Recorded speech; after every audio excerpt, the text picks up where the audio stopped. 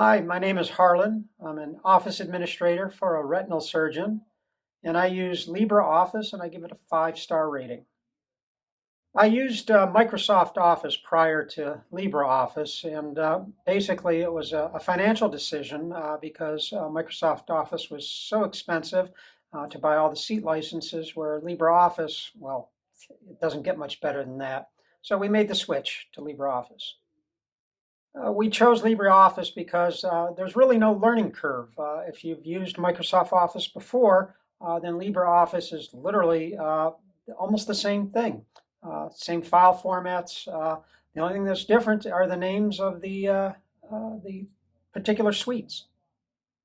To onboard LibreOffice, quite simple. Just go ahead and download off the internet.